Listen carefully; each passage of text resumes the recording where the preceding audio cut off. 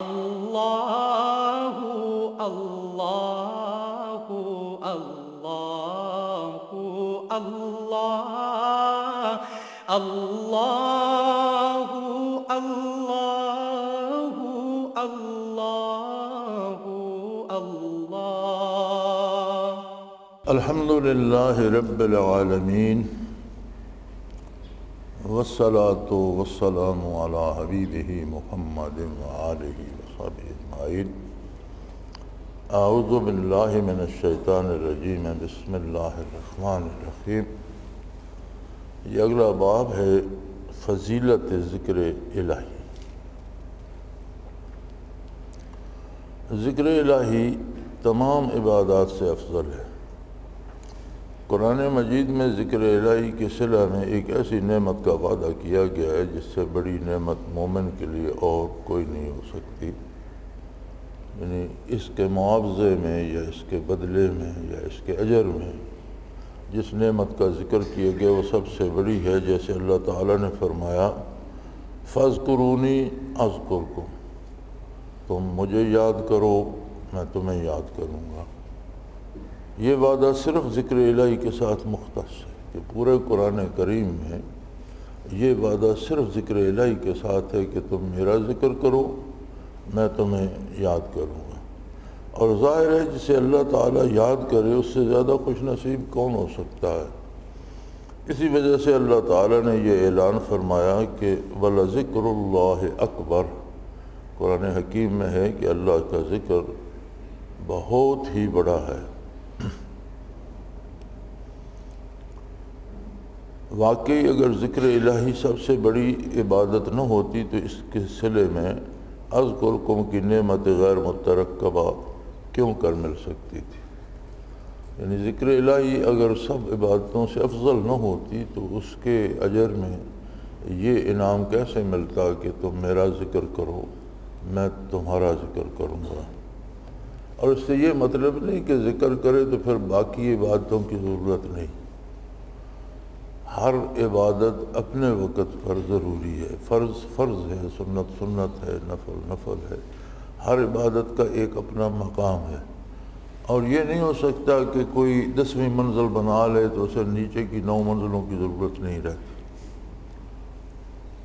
وہ بھی تب قائم رہتی ہے جب بنیادیں یا نیچے کی منزلیں قائم رہیں۔ تو ذکر سے مراد یہ ہے کہ عبادات، فرائض، سنن، واجبات کے بعد جو وقت بچتا ہے وہ سارا ذکر الہی میں لگے تو یہ سب سے اعلیٰ عبادت ہے۔ بعض نادان یا جاہل لوگ یہ سمجھتے ہیں کہ بس جو ذکر کرتا ہے اسے باقی نماز روزے کی ضرورت نہیں، اور ایسے لوگوں کو بزرگ اور ولی مانتے ہیں جو نماز روزہ چھوڑے بیٹھے۔ حضور اکرم صلی اللہ علیہ وآلہ وسلم ہر وقت ذکر الہی میں مشغول رہتے تھے۔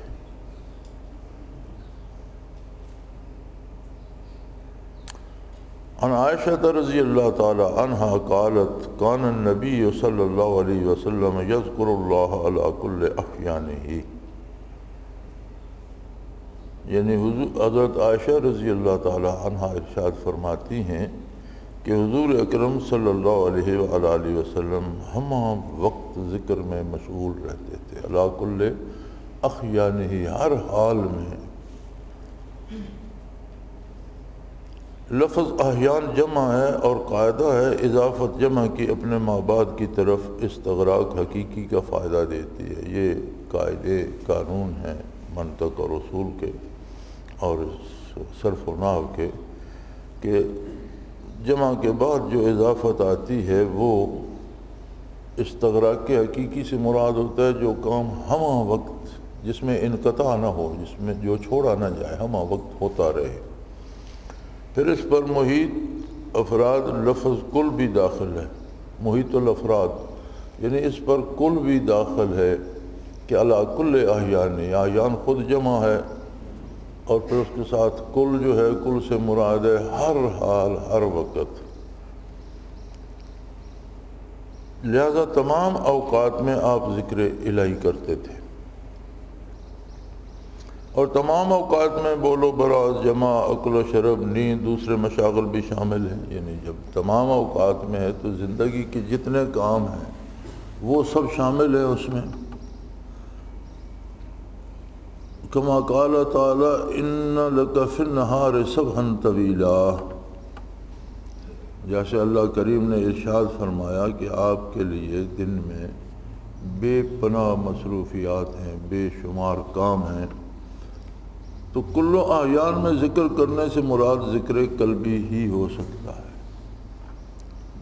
جب خود قرآن کریم گواہی دے رہا ہے کہ آپ صلی اللہ علیہ وسلم کا دن بہت مصروف گزرتا تھا، سفر میں، تبلیغ میں، لوگوں کے ساتھ باتیں کرنے میں اور اللہ کی عبادت میں، تو ہر حال میں جو ذکر ہے کہ دوسرے کام بھی ہو رہے ہیں، پورا دن مصروف ترین دن گزر رہا ہے، تو پھر ہر حال میں ذکر صرف ذکر قلبی ہی ہو سکتا ہے، کیونکہ زبان دوسرے کاموں میں مصروف ہے، ہاتھ پاؤں دوسرے امور میں مصروف ہیں، تو اس سے مراد پھر ذکر قلبی ہی ہو سکتا ہے۔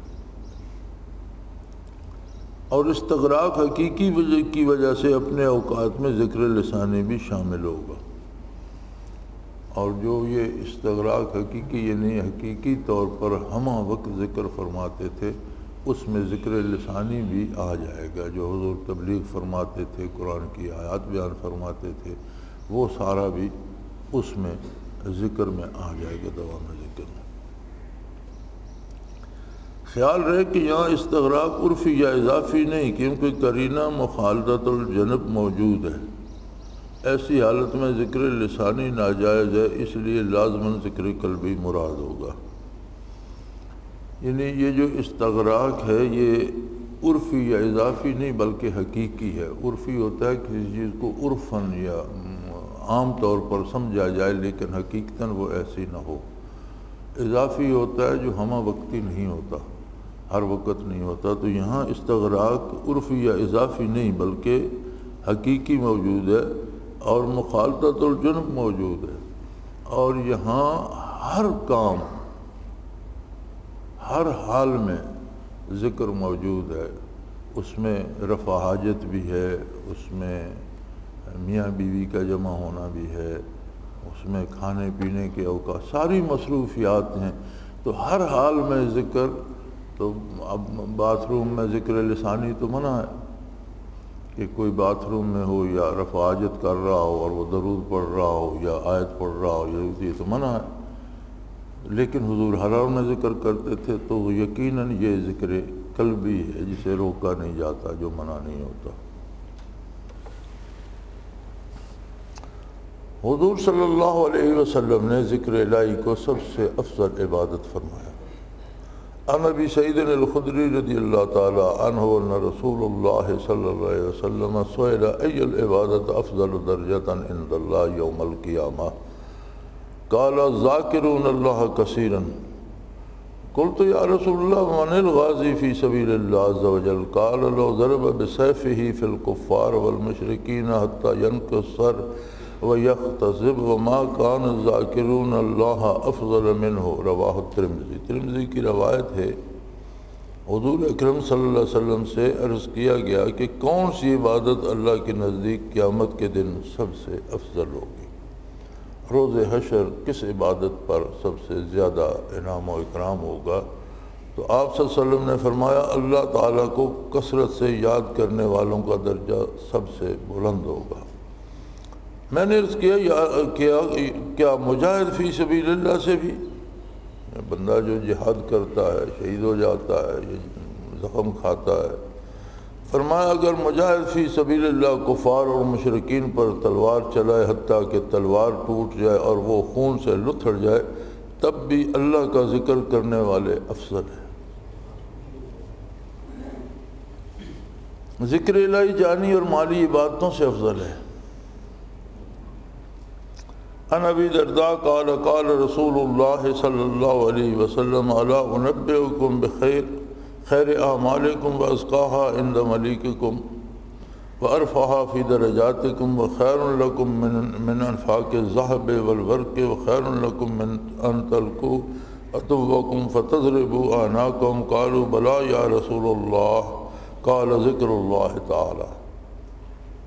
حضور اکرم صلی اللہ علیہ وسلم نے فرمایا کیا میں تمہیں ایسا عمل نہ بتاؤں جو سب سے بہتر ہو، جس کا ثواب اللہ کے ہاں سب سے زیادہ ہو، جو تمہارا درجہ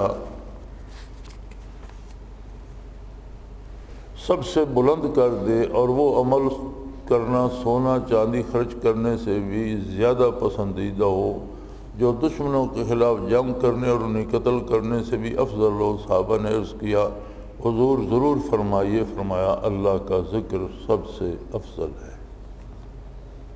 چونکہ ذاکر جو ہوتا ہے وہ یہ سارے کام بھی کرتا ہے، یعنی ذکر سے مراد یہ نہیں ہے کہ وہ عملی زندگی سے الگ ہو جاتا ہے۔ اصل غلط فہمی یہاں ہے، یہ سمجھتے ہیں کہ تصوف یا سلوک جو ہے وہ آدمی گوشہ نشین ہو جاتا ہے، کوئی کام نہیں کرتا، کسی سے بات نہیں، بلکہ جو حلام ہے تو یہ ہے کہ اہل اللہ اور ولی اللہ جو لوگ ہوتے ہیں وہ جنگلوں میں رہتے ہیں، کسی سے ملتے نہیں، وہ کھاتے پیتے نہیں، وہ لباس نہیں پہنتے، یہ عجیب عجیب خرافات ہیں۔ ذکر الہی آدمی کو جو کام بھی وہ کرتا ہے اس کے کرنے کی زیادہ استعداد اور قوت عطا کر دیتا ہے۔ جہاد میں جاتا ہے تو دوسروں کی نسبت زیادہ جہاد کرتا ہے، کاروبار کرتا ہے تو دوسروں کی نسبت بہتر کرتا ہے، مزدوری کرتا ہے تو دوسروں کی نسبت، چونکہ اس کے ساتھ تائید باری ہوتی ہے، اللہ کی دی ہوئی قوت ہوتی ہے، اور اس سب کے ساتھ ہمہ وقت اس کا ذکر بھی جاری رہتا ہے۔ تو از خود سمجھ آتی ہے کہ ایک بندہ جہاد کرتا ہے لیکن اسے ذکر قلبی نصیب نہیں، اسی کے ساتھ دوسرا مجاہد ہے، اس کا قلب بھی ذاکر ہے، تو ظاہراً بھی سمجھ آتی ہے کہ بھی وہ اس سے درجے میں افضل ہوگا۔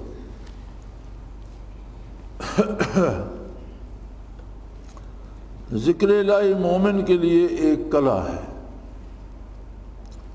قال النبی صلی اللہ علیہ وسلم امرکم بذکر اللہ کثیرا مثل ذالک کمثل رجل طلبہ العدو سرعان فی شرہ حتی یاتی حسنا حسینا فعارض نفسه فیہ وکذالک للعبد لا ینجو من الشیطان الا بذکر اللہ کما قال رسول اللہ صلی اللہ علیہ وسلم۔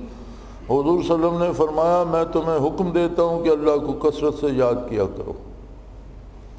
اس کی مثال ایسی ہے کہ آدمی کے تعاقب میں دشمن تیزی سے آ رہا اور وہ آدمی اس سے بچنے کے لیے قلعہ میں پناہ گزین ہو جائے، اس طرح شیطان کے حملے سے بچنے کی صرف ایک صورت ہے اور وہ ہے اللہ کا ذکر۔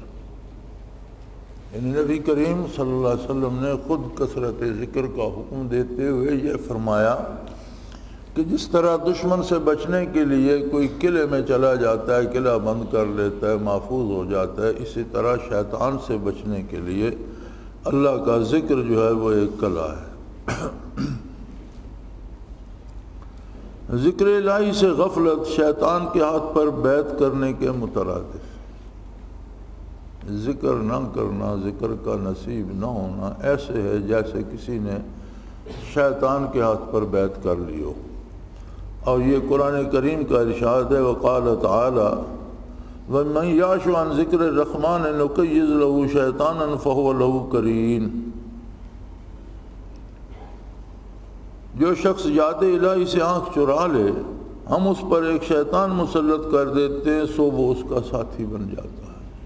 یہ قرآن کریم میں اللہ کریم کا ارشاد ہے کہ جو ذکر الہی سے آنکھ چرا لے اور اسے غیر ضروری سمجھے اور ذکر نہ کرے تو اس پر اللہ کی طرف سے ہی شیطان مسلط کر دیا جاتا ہے، جو ساری عمر اس کے ساتھ ہی رہتا ہے، اس کا ساتھی بن جاتا ہے۔ اور دوسرا ارشاد ہے استعوذ علیہم الشیطان فانساہم ذکر اللہ اولئک حزب الشیطان۔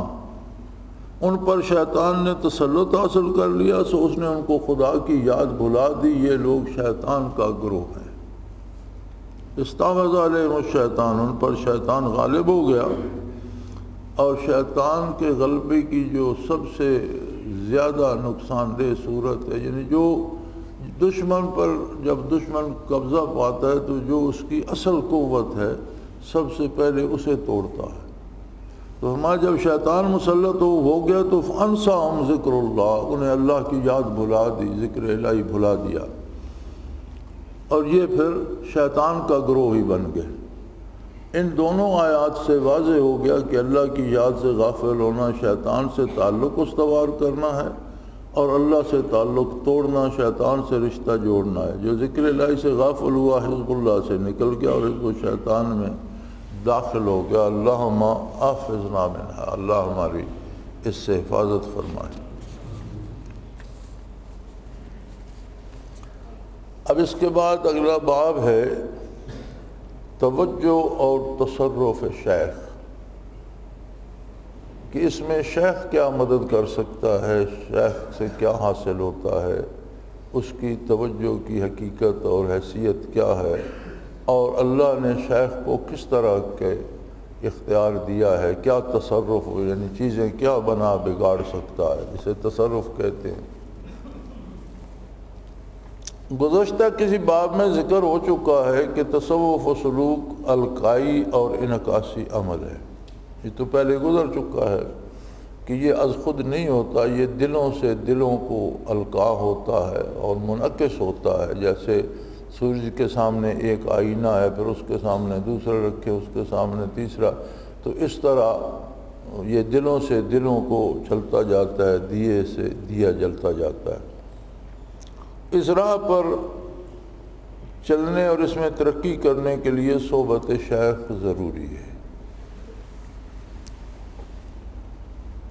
شیخ سے اخذ فیض اور حصول توجہ کے لیے اعتماد علی الشیخ نہایت ضروری ہے۔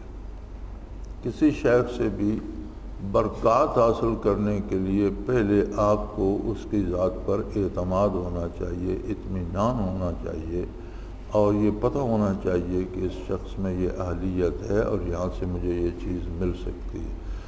اگر عدم اعتماد ہے، شیخ پر اعتبار ہی نہیں، تو وہ معنی فیض ہے، دل کی طرف متوجہ ہی نہیں، تو حاصل کیا کرے گا؟ توجہ، تصرف، ہمت اور جمع خاطر اس سلسلے کی خاص اصطلاحات ہیں۔ یہ توجہ، تصرف، ہمت، جمع خاطر یعنی دل کا کسی ایک طرف متوجہ ہو جانا، یہ اس سلسلے کی خاص اصطلاحات ہیں، مگر ان کا ماخذ کتاب الہیہ، یہ ساری اصطلاحات تصوف کی جو ہیں یہ قرآن کریم سے اخذ کی گئی ہیں۔ قال تعالی فَأَيَّدْنَاهُ بِرُوحِ الْقُدُسِ، اے تغلیب ملکیتہ علی بشریتہ، یعنی ہم نے عیسیٰ علیہ السلام کی تائید روح پاک سے کی، یعنی وصف ملکیت کو بشریت پر غالب کر دیا۔ انسان میں اغلب تو اس کی بشریت ہوتی ہے اور بشریت کے تقاضے ہوتے ہیں۔ جب اللہ کرم فرماتا ہے یا شیخ توجہ کرتا ہے تو اللہ کا یہ احسان ہوتا ہے کہ جو اوصاف فرشتوں جیسے ملکوتی اوصاف ہیں وہ جلا پاتے ہیں، اور جو خصوصیات بشری ہیں وہ مغلوب ہو جاتی ہیں اور اوصاف ملکوتی غالب آ جاتے ہیں۔ تو جو قرآن کریم میں عیسیٰ علیہ السلام کے بارے ارشاد ہے فَأَيَّدْنَاهُ بِرُوحِ الْقُدُسِ، ہم نے روح القدس سے ان کی مدد فرمائی۔ تو یہاں تفسیر میں تفسیر الرحمن میں اس آیت کے نیچے لکھا گیا ہے اے تغلیب ملکیت ہی علی بشری، ان کی بشریت پر ان کی ملکیت کو غالب کر دیا۔ ہر انسان میں دو خصوصیات ہیں، روح عالم امر سے ہے، اس میں ملکوتی اوصاف ہوتے ہیں فرشتوں جیسے۔ جس طرح رمضان شریف ہے، اس میں اس کی ایک بنیادی خصوصیت یہ بھی ہے کہ بندہ سحری سے کھانا پینا مغرب تک موقوف کر دیتا ہے، غروب آفتاب تک، تو نہ کھانا نہ پینا یہ فرشتے کی خصوصیت ہے، اوصاف ملکوتی میں سے ہے۔ تو گویا روزے سے بندے کی بشریت کو کمزور کرنا اور اس میں جو روح کے ساتھ ملکوتی اوصاف آئیں ان کو غالب کرنا مقصود ہوتا ہے۔ تو اس طرح خصوصی طور پر جو کرم فرماتا ہے اللہ، تو اس کی سند قرآن میں عیسیٰ علیہ السلام کی ہے کہ ہم نے ان کی روح القدس سے مدد کی، اے تغلیب ملکیت ہی علی بشریت۔ تفسیر الرحمن کے مفسر لکھتے ہیں کہ اس سے مراد یہ ہے کہ ان کی بشری جو اوصاف تھے ان پر ان میں جو ملکوتی اور فرشتوں جیسے اوصاف تھے ان کو غالب کر دیا، یعنی وجود پر یا مادی جسم یا اس کی خواہشات پر روحانی جو خواہشات، روح کی جو آرزو تھی یا روح کی خصوصیات غالب آ گئیں۔ حدیث نبوی میں اسی حقیقت کی تائید ہوتی ہے۔ قال النبی صلی اللہ علیہ وسلم اللہم ایدہ بروح القدس، رواہ المسلم۔ مسلم شریف کی حدیث ہے، حضور صلی اللہ علیہ وسلم نے حضرت حسان بن ثابت کے حق میں دعا کی کہ اے اللہ اس کی مدد روح پاک یعنی جبرائیل سے فرما۔ حضرت حسان بن ثابت رضی اللہ تعالی عنہ شاعر تھے، اور جب ریاست مدینہ بنی بدر میں شکست ہوئی مشرکین مکہ کو، تو مشرک شاعر جو اہل مکہ میں سے تھے انہوں نے حضور پاک کی حجب لکھی، یعنی حجب کہتے ہیں شعروں میں کسی کی بدتعریفی کرنا، اور بڑے طعنے میں نے دیے۔ تو حضرت حسان رضی اللہ عنہ بھی شاعر تھے، حضور صلی اللہ علیہ وسلم نے حضرت حسان کو حکم دیا کہ ان کی حجب کا جواب دیجئے شعروں میں۔ ساتھ یہ دعا فرمائی اللہم ایدہ بروح القدس، اے اللہ اس کے ملکوتی اوصاف جو ہیں وہ بشریت پہ غالب کر دے کہ یہ زیادہ سے زیادہ ان کے جواب میں حق بیان فرمائے۔ آیت اور حدیث مذکورہ بالا سے تائید و تاثیر باطنی ثابت ہوئی، یعنی قلبی تاثیر جو ہوتی ہے اس کا ثبوت اس آیت اور اس حدیث میں موجود ہے۔ حضرت عیسیٰ علیہ السلام کی تائید باطنی یوں ظاہر ہوئی کہ اوصاف ملکیہ سے متصف ہوئے اور ملائکہ کی دنیا میں جا آباد ہوئے، اور وحی کی تفسیر وحی سے کی گئی کہ حضرت حسان بن ثابت کی تائید سے یقیناً تائید باطنی مراد ہے۔ حضور صلی اللہ علیہ وسلم نے دعا فرمائی کہ الہی حسان کے دل میں جبریل کے القاء اور الہام سے کفار کی توہین کرنے کی قوت پیدا کر دے تاکہ وہ ایسے اشعار کہنے پہ قادر ہو جائے۔ قرآن مجید سے القاء اور تصرف باطنی کی چند مثالیں۔ قال تعالی اذ کنتم اعداء فالف بین قلوبکم فاصبحتم بنعمتہ اخوانا۔ قرآن کریم میں ارشاد ہے کہ جب تم دشمن تھے اللہ نے تمہارے قلوب میں الفت ڈال دی، سو تم خدا کے نام سے آپس میں بھائی بھائی ہو گئے۔ یعنی یہ تصرف باطنی ہے نا کہ دلوں کو بدل دیا، دلوں میں جو سوچ تھی، جو ارادے تھے اور دلوں میں جو تجزیہ تھا اسے تبدیل کر دیا، دل جسے دشمن سمجھتے تھے اسے بھائی سمجھنے لگ گئے۔ اور دوسری جگہ ارشاد ہے اذ یوحی ربک الی الملائکۃ انی معکم فثبتوا الذین آمنوا۔ دوسری آیہ کریمہ ہے اس وقت کو یاد کرو جب کہ آپ کا رب فرشتوں کو حکم دیتا تھا کہ میں تمہارا ساتھیوں، سو تم ایمان والوں کی ہمت بڑھاؤ۔ یہ غزوہ بدر میں فرشتے نازل ہوئے اور فرشتوں کو یہ حکم ہوا تھا کہ ایمان والوں کی ہمت بڑھاؤ، انہیں ثابت قدم رکھو۔ اللہ کریم نے فرمایا میری تائید تمہارے ساتھ ہے، تم یہ کام کرو۔ تو اس کا مطلب ہے کہ فرشتے ایسا القاء کرتے تھے کہ مجاہدین جو حضور کے خادم تھے ان کی ہمتیں بلند ہو جاتی تھیں، ان کے ارادے بلند ہو جاتے تھے، ان کے تو یہ تصرف باطنی کی دلیل ہے۔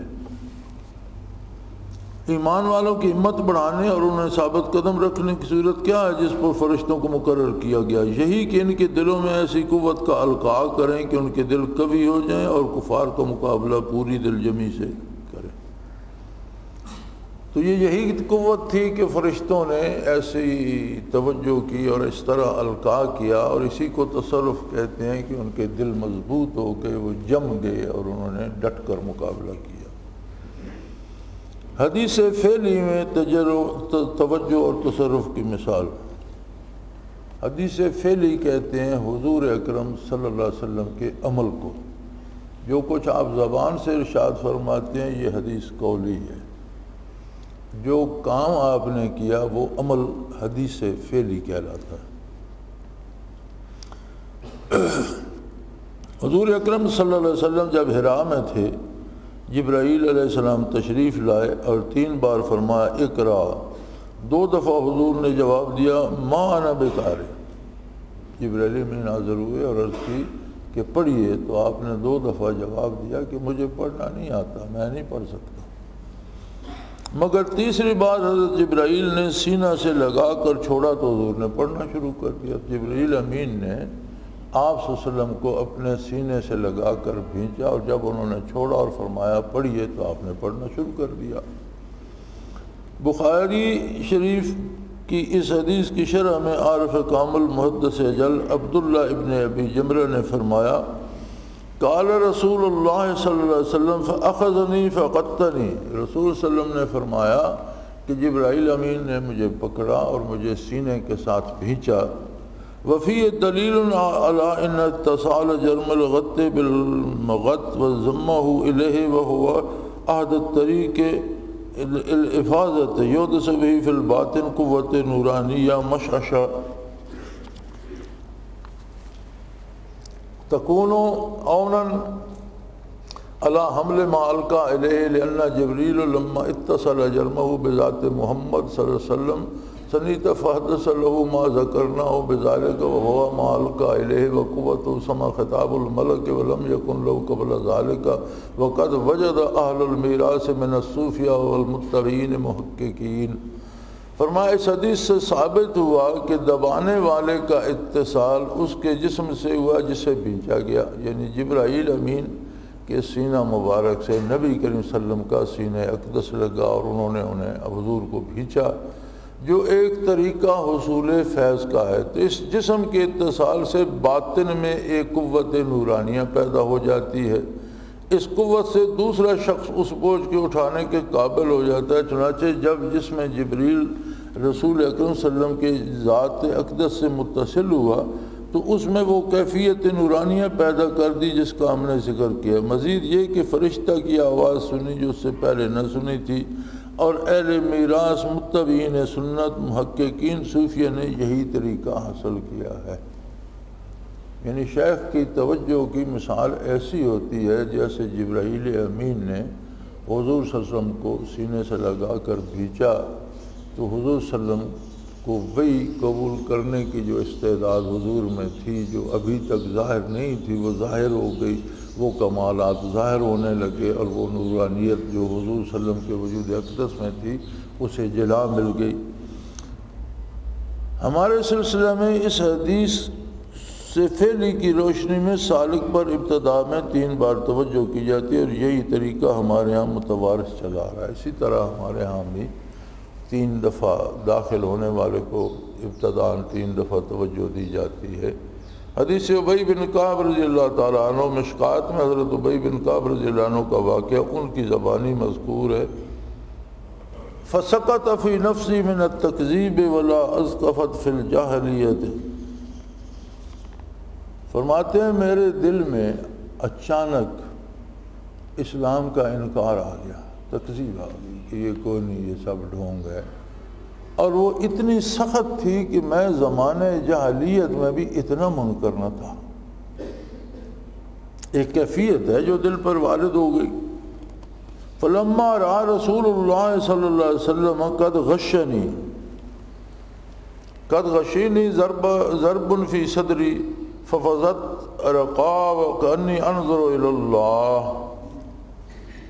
قال صاحب المرقات فلما فاولوا برکت ید النبی صلی اللہ علیہ وسلم زال عنہ الغفلۃ والانکار وصار فی مقام الحضور والمشاہدہ. تو وہ فرماتے ہیں میرے دل کا یہ حال تھا کہ کبھی زمانے جاہلیت یا حضور کی بعثت سے پہلے بھی اللہ کا انکار اور اللہ کی دین کا انکار اتنی شدت سے میرے دل میں نہیں آیا تھا جتنا اس وقت اچانک پیدا ہو گیا. جب رسول اکرم صلی اللہ علیہ وسلم نے مجھے دیکھا تو میرے سینے پر ہاتھ مارا. حضور صلی اللہ علیہ وسلم نے دست اقدس میرے سینے پہ رکھا اور پھیرا تو میں پسینہ پسینہ ہو گیا. حالت یہ ہو گئی گویا میں اپنے رب کو دیکھ رہا. وہ سارا انکار بھی رفع ہو گیا. انکار کی جگہ اقرار نہیں آیا بلکہ حضور حق حاصل ہو گیا، اور یہ حالت ہو گئی کہ میں اللہ کریم کو روبرو دیکھ رہا ہوں. صاحب مرقات فرماتے ہیں کہ حضور کے دست مبارک کی برکت سے غفلت زائل ہو گئی، فوراً ہی مقام حضور و مشاہدہ حاصل ہو گیا۔ یہی اصل ہے مشائخ کی توجہ کی کہ جب وہ اپنے دل کا نور القاء کرتے ہیں تو طالب کے دل سے غفلت اٹھتی جاتی ہے اور وہاں حضور حق، مشاہدہ حق اور اقرار حق آ جاتا ہے۔ فائدہ توجہ کی غرض غفلت دور کرنا اور نور ایمان کو تیز کرنا ہوتا ہے۔ نمبر 2، مجاہدات اور ریاضت کے ذریعے سال ہا سال اتنا فائدہ نہیں ہوتا جو شیخ کی تھوڑی سی توجہ سے حاصل ہو جاتا ہے۔ اور اس کا تو آپ لوگوں نے تجربہ بھی کیا ہوگا کہ جب ہم یہاں اجتماع میں یا ذکر کی مجالس میں ہوتے ہیں تو دل کی کیفیت کیا ہوتی ہے، اور جب واپس گھروں میں یا کاروبار میں جا کر مصروف ہو جاتے ہیں تو قلبی کیفیات کیا ہوتی ہیں۔ یہ فرق تو ہر صوفی، خواہ وہ ادنا ہے یا اعلیٰ ہے یا مبتدی ہے یا منتہی ہے، ہر ایک کو اس کی سمجھ تو آ جاتی ہے۔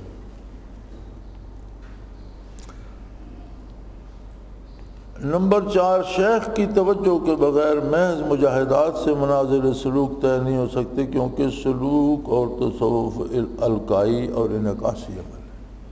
یعنی بندہ صرف مجاہدہ کرتا رہے، عبادت ہوگی، ثواب ہوگا، لیکن منازل سلوک یا روح اپنے سفر پہ روانہ ہو، اس کے لیے کوئی شیخ چاہیے جو اس راہ سے آشنا ہو، جس میں توجہ دینے کی قوت ہو، تصرف کرنے کی استعداد ہو، اور وہ روح کو ساتھ پکڑ کر لے جائے، تب مقامات نصیب ہوں گے، ورنہ نہیں۔ نمبر 5، توجہ کے لیے قلب میں قبولیت کی استعداد کا ہونا ضروری ہے، اس لیے اعتراض کی گنجائش نہیں کہ ابو طالب پر رسول اکرم نے تصرف کیوں نہ کیا۔ ہاں ایک اعتراض کرتے ہیں کہ ابو طالب جو حضور کے چچا تھے اور جنہوں نے حضور کی بڑی خدمت بھی کی، حمایت بھی، آخری دم تک حضور کے ساتھ ڈٹے بھی رہے، لیکن انہیں کلمہ نصیب نہیں ہوا، بلکہ وہ ایسا حسین موقع انہیں ملا جو دنیا میں کسی کو نہیں ملا۔ نبی کریم صلی اللہ علیہ وسلم نے فرمایا کہ وہ کہتے تھے قریش کی عورتیں مجھے تانا دیں گی کہ ابو طالب ڈر گیا اور پھر اس نے توبہ کر لی، اس لیے میں نہیں کرتا۔ تو آپ نے فرمایا کہ میرے کان میں کلمہ پڑھ لو، کسی کو پتہ نہ چلے، میں کسی کو بتاؤں گا بھی نہیں، لیکن اللہ کے حضور میں آپ کا گواہ ہوں گا اور آپ کو عذاب سے نجات ہو جائے گی۔ انہوں نے کہا نہیں، میں ایسا نہیں کروں گا، اور اسی پر ان کا خاتمہ ہوا۔ تو اعتراض یہ کیا جاتا ہے کہ لوگوں کی غفلت تو حضور نے دست اقدس سینے پہ پھیرا تو ہٹا دی، ابو طالب کی کیوں نہیں ہٹائی؟ تو فرماتے ہیں کہ اس کی شرط یہ ہے کہ دل میں قبولیت کی استعداد بھی ہو۔ ان پہ غفلت تو آئی، لیکن وہ دل سے تو دکھ رہے تھے کہ یہ نہیں آنی چاہیے، یعنی طالب تو اللہ کی رضا کے تھے، کیفیت انکار کی آ گئی، تو محبت اور طلب تو موجود تھی، لہذا حضور نے دست اقدس پھیرا، غفلت دور ہو گئی اور حضور حق ظاہر ہو گیا۔ ابو طالب کو اس لیے نصیب نہیں ہوئی کہ وہاں طلب ہی موجود نہیں تھی، وہ خود دل سے چاہتے ہی نہیں تھے۔ تو فرمایا یہاں اعتراض کی گنجائش نہیں ہے، اس لیے کہ وہاں قبولیت کی استعداد ہی نہیں تھی۔ تو زبردستی تو لائق رہا فی الدین، دین زبردستی تو ٹھونسا نہیں جا سکتا۔ اب اس کے بعد شیخ کی توجہ اور تصرف کی بات ہو گئی، ذکر کی فضیلت کی بات ہو گئی۔ اگلا باب ہے الکشف والالہام۔ یہ کشف اور الہام کیا شے ہے، اس کی حیثیت کیا ہے، کیسے لوگوں کو نصیب ہوتا ہے اور اس سے کیا ہوتا ہے۔ فرماتے ہیں حصول علم کے ذرائع، انسان کے لیے حصول علم کے ذرائع 3 ہیں، ایک حواس ظاہری، دوسرا وہم اور عقل، اور تیسرا نور بصیرت۔ انسان کے پاس علم حاصل کرنے کے 3 ذریعے، حواس ظاہری، حواس 5 جنہیں آپ سونگھ سکتے ہیں، چکھ سکتے ہیں، محسوس کر سکتے ہیں، دیکھ سکتے ہیں، یہ حواس ظاہری جو ہیں یہ علم حاصل کرنے کا طریقہ ہے کہ چھو کر دیکھ کر چکھ کر بتایا کہ یہ چیز فلاں ہے۔ دوسرا وہم اور عقل ہے کہ کچھ چیزیں دیکھ کر سونگ کر چکھ کر سمجھ میں نہیں آتی تو پھر اللہ نے ایک قوت دی ہے جسے عقل کہتے ہیں، جس کا ایک درجہ وہم کا بھی ہے، یعنی جو اس میں خیال آتا ہے پھر وہ عقل سوچتی ہے کہ یہ کیا ہے اور وہ فیصلہ کرتی ہے اور اس سے بندہ علم حاصل کرتا ہے۔ تیسرا ذریعہ ہے نور بصیرت، جو اللہ قلب میں ایک نور عطا کر دیتا ہے۔ ظاہری آنکھ سے دیکھنے کو بصارت کہتے ہیں اور دل کی آنکھ سے دیکھنے کو بصیرت کہتے ہیں۔ تو جس طرح ظاہری آنکھ دیکھتی ہے، دل کی آنکھ اس سے زیادہ، اس سے گہرا، اس سے دور تک۔ ظاہری آنکھ کی ایک حد ہے، دل کی آنکھ کی کوئی حد نہیں، اور ان حقائق کو دیکھتی ہے جو ظاہری آنکھ اور عقل کے تصور میں نہیں آتے۔ حواس ظاہری سے جو علم حاصل کیا جاتا ہے اس کی بنیاد احساس اور مشاہدہ پر ہے۔ حواس خمسہ جو ظاہری حواس ہیں اس کی بنیاد احساس اور مشاہدہ پر ہے، یا وہ چیز نظر آ رہی ہوگی تو اس کا علم ہو جائے گا، یا اس کا احساس ہوگا چھو کر یا چکھ کر یا کسی طرح، تو اس سے ہے۔ عقل و وہم سے جو علم حاصل ہوتا ہے وہ انتقال من المعلوم الی المجہول کے طریقہ پر ہوتا ہے۔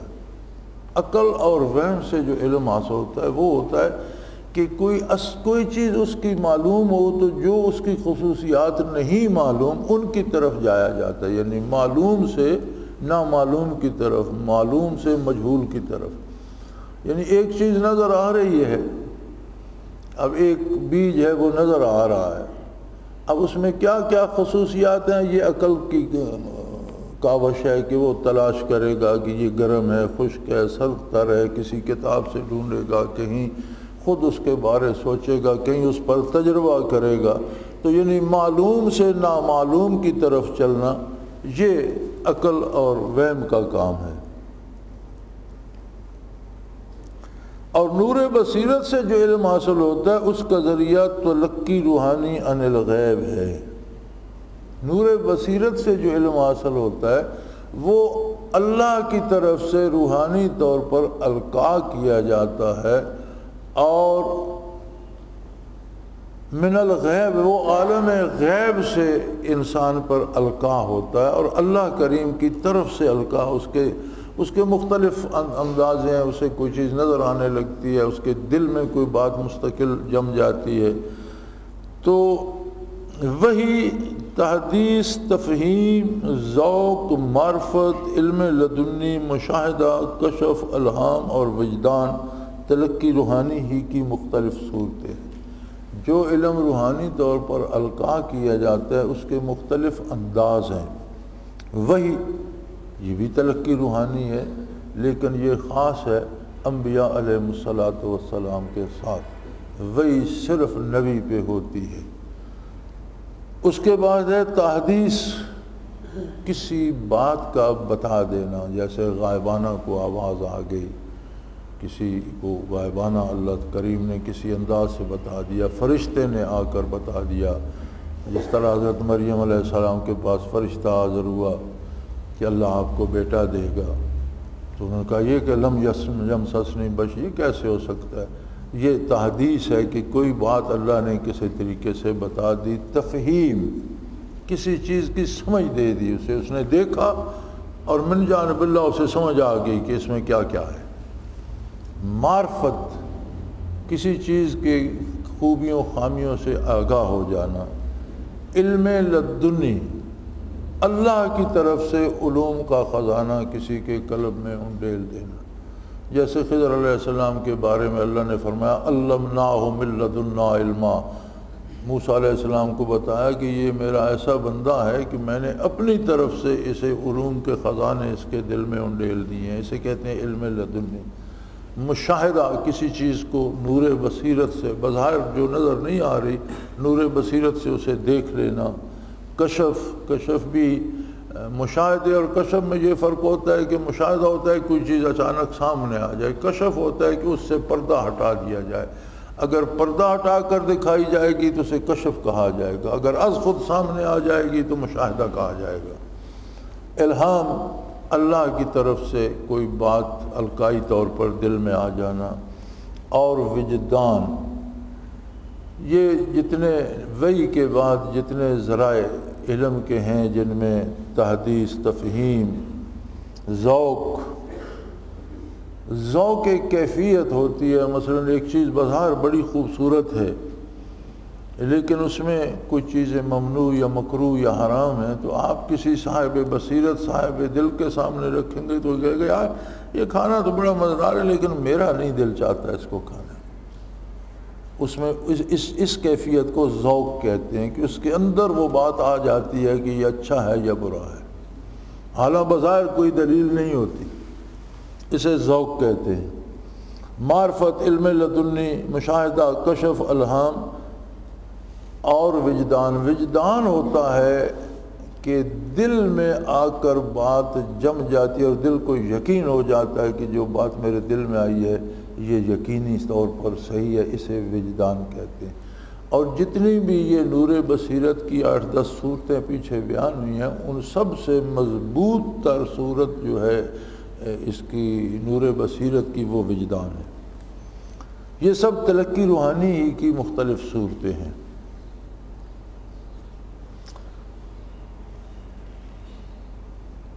وقت تسمى جميع انواع التلقي عن الغيب مع الوحي الكشف الالهام، ولما انقطع الوحي بخاتم الانبياء صلوات الله عليه لم يبق من اقسام التلقي الا الكشف والالهام۔ وحی جلی کے سوا تلقی عن الغیب کی تمام اقسام کا نام کشف و الہام رکھا گیا ہے۔ یہ جتنی صورتیں ان کو جمع کر کے ان میں دو ہی حالتیں ہیں، یا کشف ہے یا الہام ہے، تو ان کو ان دو لفظوں میں جمع کر دیا گیا ہے۔ تو فرماتے ہیں جب وہی جلی خاتم الانبیاء صلی اللہ علیہ وسلم کے ساتھ منقطع ہو گئی، اب وہی جلی جو وہی کی جو صورت تھی وہ تو حضور کے ساتھ ختم ہو گئی، اب حضور صلی اللہ علیہ وسلم کے بعد قیامت تک کسی پر وہی نہیں آئے گی۔ تو اب تلقی عن الغیب کی صرف ایک قسم کشف و الہام باقی رہ گئی، یعنی پھر کشف و الہام ہی باقی رہ گیا، چونکہ وہی حضور صلی اللہ علیہ وسلم کے ختم نبوت کے ساتھ وہی آسمانی ختم ہو گئی۔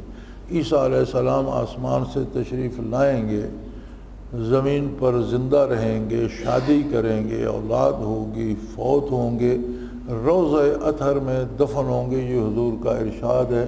اور 15ویں صدی کا بھی چوتھائی گزر گیا، 3 مقدس مزارات روضہ اطہر میں، ایک قبر مبارک کی جگہ ابھی خالی ہے،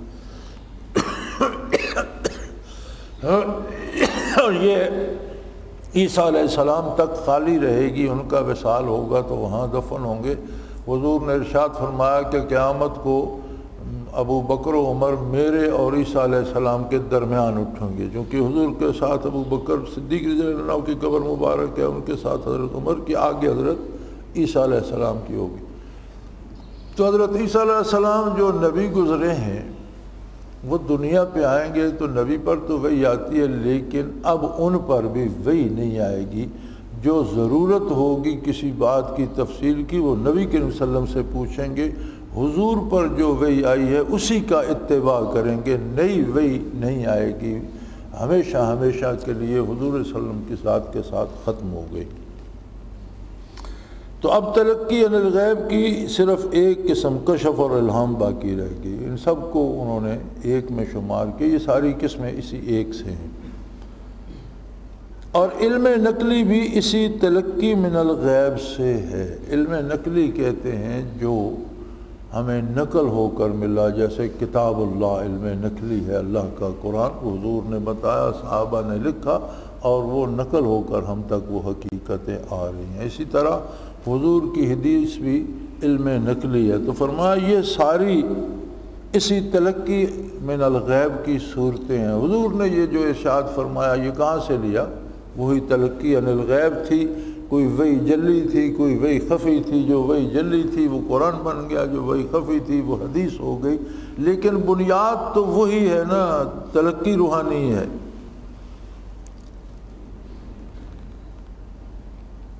اور اس کا اصول خبر معصوم پر موقوف ہے، یعنی یہ جو نقل ہو کر دین ہم تک پہنچا ہے اس کا حاصل کرنا جو ہے یہ اس کی اصل یہ کہاں سے حاصل ہوا؟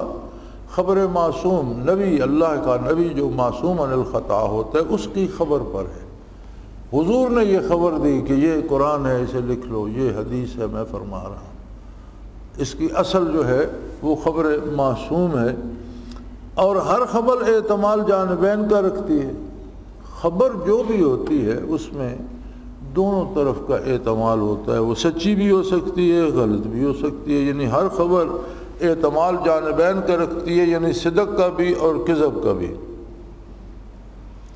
یہاں یہ اعتراض بھی صحیح نہیں ہے کہ علامہ خیالی نے اخبار میں اصل صدق کو بتایا اور کذب کو احتمال عقلی کر۔ علامہ خیالی کہتے ہیں کہ ہر خبر کی اصل سچائی ہے، اس میں جھوٹ بھی ہو سکتا ہے، یہ ایک اعتماد ہے، خیالی ہے، ایسا سوچا جا سکتا ہے، لیکن اصل سچ ہوتا ہے۔ حضرت فرماتے ہیں یہ صحیح نہیں ہے، ہر خبر میں سچ بھی ہو سکتا ہے، جھوٹ بھی ہو سکتا ہے، اصل یہ ہے کیونکہ عقل بھی ایک مضبوط دلیل ہے، اور اعتماد جو ناشی از دلیل ہو وہ قوت رکھتا ہے، یعنی خیال عقلی اگر آپ کہتے ہیں تو عقل بھی تو ایک دلیل ہے، تو جو جس بات کی بنیاد مضبوط دلیل پر ہو اسے رد نہیں کیا جا سکتا، اس کی بھی ایک قوت ہے۔ لہٰذا جس طرح شریعت میں ظاہری میں اخبار معصوم کو متعلق صحیح تمیز رکھنے والے علماء موجود ہیں، لہٰذا جو خبر حضور کے نام سے آئی اس میں سچائی کا بھی احتمال تھا اور جھوٹ کا بھی۔ لوگوں نے قرآن کریم میں بھی کمی بیشی کرنے کی کوشش کی، یعنی جھوٹ ملانے کی کوشش کی، حالانکہ جو خبر حضور سے آئی تھی وہ تو سچ تھی، لیکن راستے میں لوگوں نے کوشش کی کہ اس میں جھوٹ ملا دیا جائے۔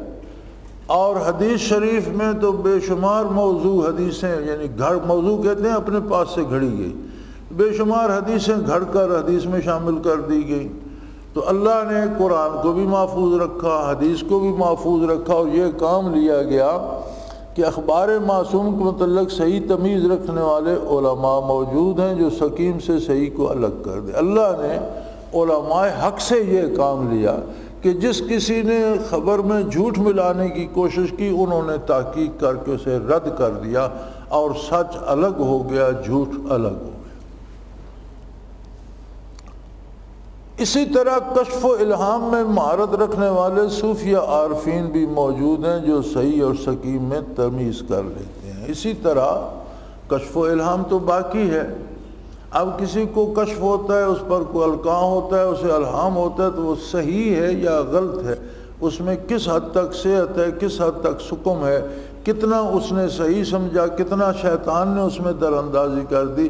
فرمایا اس فن کا کام صوفیوں اور علماء ربانی کا ہے، اور یہ ان کا شعبہ ہے۔ اور جس طرح علوم ظاہری میں سچ اور جھوٹ کو الگ کرنے والے اللہ کے بندے علماء حق موجود ہیں، اسی طرح ہمیشہ یہ طبقہ بھی رہے گا۔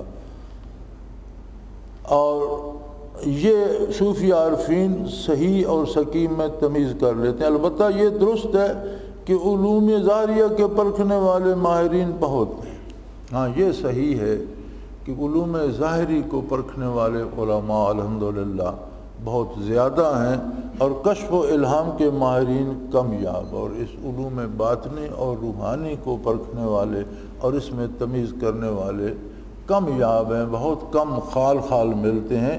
لیکن عدم وجدان سے عدم وجود لازم نہیں آتا۔ کم ہونے کا مطلب یہ نہیں ہے کہ یہ ہیں ہی نہیں۔ عدم وجدان اگر کسی کو کوئی بندہ نہ ملے تو اس کا یہ مطلب نہیں کہ اس طرح کا بندہ ہے ہی کوئی نہیں دنیا میں۔ عدم وجدان سے عدم وجود لازم نہیں آتا۔ ہمیں ایک بندے کی تلاش ہو، ہمیں نہیں مل رہا تو یہ سمجھ لیا جائے کہ وہ دنیا میں ہی نہیں ہے، ایسا نہیں ہوتا، وہ کہیں بھی ہو سکتا ہے۔ تو اگر یہ نور بصیرت والے علماء اور کمال باطنی اور کشف و الہام کو سمجھنے والے علماء خال خال یا کم ملتے ہیں تو اس سے یہ مراد نہیں کہ یہ دنیا سے ختم ہو گئے۔ اس میں شک نہیں کہ علوم کشفیہ الہامیہ بھی خزانہ غیب کے علوم سے ہیں، جیسے علوم شریعہ خزانہ غیب سے ہیں، دونوں میں فرق قطعی اور ظنی کا ہے۔ علوم کشفیہ اور الہامیہ بھی اسی خزانہ غیب سے ہیں جس میں سے علوم شریعہ ہیں۔ یہ جو علوم شرعیہ بھی تو اللہ نے خزانہ غیب سے حضور صلی اللہ علیہ وسلم کو عطا فرمائے، خزانہ غیب سے قرآن نازل ہوا، خزانہ غیب سے حدیث آئی، خزانہ غیب سے احکام اوامر و نواہی آئے، اسی خزانہ غیب سے صوفی کو بھی کشف و الہام عطا ہوتا ہے۔ فرق یہ ہے کہ جو نبی پر آتا ہے وہ قطعی ہوتا ہے، جو ولی پہ آتا ہے وہ ظنی ہوتا ہے۔ اگر وہ نبی کے حکم کے مطابق ہے تو صحیح ہے، اگر وہ نبی کے بتائے ہوئے طریقے سے ٹکراتا ہے تو پھر یہ جو صوفی نے سمجھا یہ باطل ہو جائے گا۔ یہ فرق ہے، نبی کو براہ راست ملتا ہے، صوفی کو نبی کے اتباع سے ملتا ہے۔ اللہ کے نبی اور اللہ کے درمیان کوئی واسطہ نہیں ہوتا، اللہ براہ راست نبی کو عطا فرماتا ہے، اور صوفی یا نور بصیرت والے کے درمیان نبی کا اتباع واسطہ ہوتا ہے، وہ نبی کے وسیلے سے حاصل کرتا ہے۔ اور کشف کا نہ ہونا، قرآن کریم فرماتا ہے کہ کشف کا نہ ہونا یا علوم غیبیہ کا نہ ملنا یا حقائق کا دل پر مترشح نہ ہونا بہت بڑا حجاب ہے۔ اب یہ نہ سمجھا جائے کہ جن کو مشاہدہ ہوتا ہے اس میں وہی ہیں، اس میں ہر وہ بندہ شامل ہے جس کو گناہ کرتے وقت اللہ سے ڈر آ جاتا ہے، اسے بھی ایک درجے کا حضور حاصل ہے، اور جو دلیر ہے وہ کرتاب دیکھی جائے گی وہ اس سے الگ ہے۔ لیکن ہر وہ بندہ، اسے کشف ہوتا ہے یا نہیں، مشاہدہ ہوتا ہے یا نہیں، لیکن جب وہ گناہ کرنے لگتا ہے تو اس پر خوف آ جاتا ہے، وہ گناہ کو چھوڑ دیتا ہے، تو یہ بھی ایک طرح کا کشف ہے، اسے نصیب ہے، ایک تلقی روحانی ہے، ایک خزانہ غیب سے کیفیت اس کے دل پہ آ رہی ہے کہ اللہ کی نافرمانی نہ کرے۔ قرآن کریم فرماتا ہے کہ حجاب جو ہے، جن کو کچھ محسوس نہیں ہوتا، حلال حرام کھائے جا رہے ہیں، جھوٹ بولے جا رہے ہیں، لوٹ مار کیے جا رہے ہیں، قتل و غارت کیے جا رہے ہیں، کوئی کیفیت دل پر وارد نہیں ہوتی کہ میں یہ غلط کر رہا ہوں، فرمایا یہ بہت بڑا عذاب، عدم کشف بڑا حجاب ہے، بہت بڑا حجاب ہے۔ فرمایا عدم کشف خالق اور مخلوق کے درمیان بہت بڑا حجاب کہتے ہیں پردے کو۔ کما قال تعالی کلا انہم عن ربہم یومئذ لمحجوبون، جیسے اللہ کریم نے فرمایا کہ قیامت کے دن کفار کو اللہ کے سامنے اللہ جل شانہ سے حجاب کرا دے، کفار کے سامنے حجاب آ جائے گا۔ قال الرازی قد ثبت بالدلائل العقلیہ ان العذاب الحجاب اشد من عذاب النار، امام رازی فرماتے ہیں یہ عقلی دلائل سے ثابت ہے کہ جو حجاب ہے، یہ جو پردہ ہے، یہ دوزخ کے عذاب سے بڑا عذاب ہے، اس سے دوزخ کے عذاب سے زیادہ دکھ ہوگا۔ وَلِذَلِكَ قَالَ قَلَّ إِنَّهُمْ عَنْ رَبِّهِمْ لَمَحْجُوبُونَ، اسی لیے قرآن نے کہا ہے کہ یاد رکھو انہیں اتنا بڑا عذاب دیا جائے گا کہ ان کے سامنے اللہ کی ذات کی طرف سے حجاب آ جائے گا۔ ثم انہم لصال الجحیم فقدم الحجاب عن الجحیم، فرماتے ہیں پھر ارشاد ہوتا ہے کہ انہیں دوزخ میں جھونک دیا جائے گا۔ تو یہاں امام رازی فرماتے ہیں کہ دوزخ میں جھونکنے سے پہلے حجاب کا ذکر ہے، اس کا مطلب ہے دوزخ میں جھونکنے سے بڑا عذاب حجاب ہے، جہنم سے بڑا عذاب جو ہے حجاب ہے، کہ یہ ساری جہنم کے سزا کا سبب بنتا ہے۔ دنیا میں بھی جس کے دل پہ حجاب آ گیا، جسے کبھی اللہ کی عظمت یاد نہیں آتی اور ہر گناہ دلیری سے کیے جاتے، تو اس کا مطلب ہے وہ دوزخ کی گہرائی میں نیچے نیچے اترتا چلا جا رہا ہے، تو دوزخ میں جانے کا سبب وہی حجاب بنا۔ تو فرمایا اللہ کریم نے اسے دوزخ میں جھونکنے سے پہلے ذکر فرمایا ہے۔ ثم انہم کانوا محجوبین فی الحال فکان سبب العذاب بکمالی الا ان الاشتغال بالدنیا واللذاتها كالعقاق ان ادراك ذلك العلم كمال ان العذب المخدر اذا مسته النار فان سبب العلم ما حاصل في الحال لكنه لا يحصل الشعور بذلك الا لمح بقیام العقائق فاذا زال العقائق عظم البلاء فقضا احزانها اذا زال البدن عظم العذاب الحجاب. سبحان اللہ. وہی بات جو میں عرض کر رہا تھا وہی آ گئی. وہ فرماتے ہیں کہ جو گناہ کرتا ہے اس وقت وہ دوزخی میں ہوتا ہے. یہ حجاب ہے جو اسے بے خبر رکھے ہوئے اللہ نے اس کے دل پہ حجاب کر دیا. اور فرماتے ہیں جس طرح آپ کا انگوٹھا سن ہو جائے، اب اسے آپ دیا سلائی لگائیں یا انگار پہ رکھیں تو جل جاتا ہے، درد محسوس نہیں ہوتا. تو فرماتے ہیں درد کا محسوس نہ ہونا اس عارضی سبب کی وجہ سے ہے کہ انگوٹھا سن ہو گیا تھا. جب وہ ٹھیک ہو جائے گا تو اسے پتہ چلے گا کہ میں کتنا جل چکا ہوں اور کتنا زخم ہے اور اس میں کتنا درد ہو رہا ہے. اسی طرح جب اللہ کی نافرمانی کرتا ہے اور اسے احساس نہیں ہوتا تو وہ اس حجاب کی وجہ سے ہے جو اللہ نے اس کے دل پہ ڈال دیا ہے اور اسے محسوس نہیں ہو رہا. جب قیامت کو یہ حجاب ہٹے گا اور سیدھا جہنم میں جائے گا تو اسے پتہ چلے گا کہ یہ کیا ہوتا رہا. امام راضی نے فرمایا کہ یہ بات دلائل عقلیہ سے ثابت ہے کہ عذاب حجاب عذاب نار سے شدید تر ہے. اسی واسطے باری تعالی نے فرمایا کلا انہم عن ربہم یومئذ لمحجوبون. اور پھر وہ دوزخ میں داخل ہوں گے. حجاب کو جہنم سے پہلے فرمانا، پھر وہ کافر فی الحال بھی حجاب میں تھے، یعنی دنیا میں بھی اسی حجاب کی وجہ سے وہ کفر پر جمے ہوئے تھے.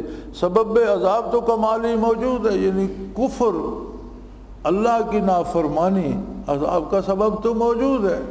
جیسے آگ میں جلایا جانا دکھ کا سبب ہے تو یہ سبب تو یہاں موجود ہے، یعنی ان کا کردار ایسا ہے کہ وہ دوزخی میں جل رہے ہیں. آپ دیکھ لیں بظاہر اس کے جسم کا کچھ بھی نہ بگڑے لیکن ہر بدکار کا دل بے چین ہوتا ہے، بے قرار ہوتا ہے. ہر بے چین دنیا میں بدکار اور کافر جہنم ہی میں جیتا ہے، کبھی اسے سکون نصیب نہیں ہوتا. تو فرمایا سبب عذاب تو بکمالی موجود ہے، مگر کفار کا دنیا میں مشغول ہونا اور اس کی لذات میں غرق ہونا فیض عذاب سے مانے ہیں. اللہ نے حجاب طاری کر دیا، اس طرف کی سمجھ ہی نہیں آ رہی، دنیاوی لذات میں غرق ہو گئے، دولت جمع کرتے رہے، عیاشی کرتے رہے، شراب و کباب میں وقت بسر ہوتا رہا. تو یہ چیزیں فہم عذاب تو ہے ان کے ساتھ، یہ چیزیں اسے سمجھ نہیں آنے دے رہی. اسی کو حجاب کہتے ہیں. جیسے ایک عضو مخدر ہو، جیسے بدن کا کوئی حصہ سن ہو جائے، اسے آگ چھونے سے درد کا احساس نہ ہوگا. سن جو ہے حالانکہ سبب عذاب درد تو موجود ہے لیکن عدم شعور بوجہ مخدر ہونے کے ہے. سبب تو موجود ہے کہ وہ جل گیا لیکن اسے درد کیوں نہیں ہوا؟ اس لیے کہ وہ سن ہو چکا تھا. اب ڈاکٹر چیٹ پھاڑ کرتے ہیں تو وہ جگہ سن کر لیتے ہیں، وہ چیرتے ہیں، پھر وہ زخم سیتے ہیں، کوئی پتہ نہیں چلتا. لیکن جب وہ سن کی کیفیت جاتی ہے پھر پتہ چلتا ہے کہ یہاں زخم بھی ہے، پھر درد بھی ہوتا ہے. تو فرماتے ہیں اسی طرح کفار پر حجاب آ گیا عدم معرفت کا اور وہ محسوس نہیں ہونے دے رہا. یہ بہت، وہ کہتے ہیں یہ جہنم سے بڑا عذاب ہے، سارے جہنم کا سبب تو یہی ہے، یہ حجاب ہی تو سبب ہے. اور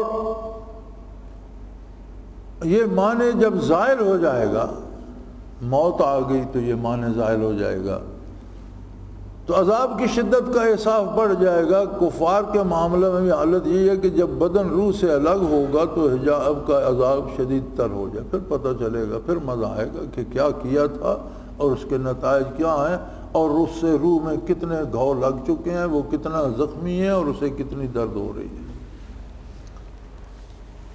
اللہ اللہ اللہ. آگے فرماتے ہیں کشف کے لیے شرائط.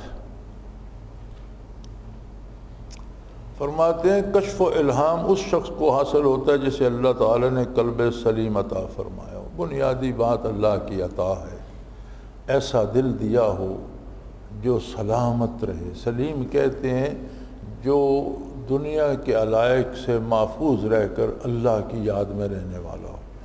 کیونکہ قلب سلیم کے باطنی حواس بیدار ہوتے ہیں. یہ جو قلب سلیم ہوتا ہے اس کے جو اپنے حواس ہیں، ایک تو ہمارے حواس ظاہری ہیں، دیکھنا سننا، قلب دیکھتا بھی ہے، سنتا بھی ہے، بات بھی کرتا ہے، اس کے اپنے حواس ہیں، قلب سلیم کے حواس بیدار ہوتے ہیں اور ان کے ذریعے علوم باطنی کا ادراک کرتا ہے، ٹھیک اسی طرح جیسے انسان ظاہری حواس سے ظاہری علوم کا ادراک کرتا ہے۔ دوسری بات ہے کہ قلب سلیم رہتا جب ہے شریعت حقہ کا کامل اتباع، شریعت مطہرہ پر اپنی پوری کوشش، پوری محنت سے عمل کرنے کی کوشش کرے۔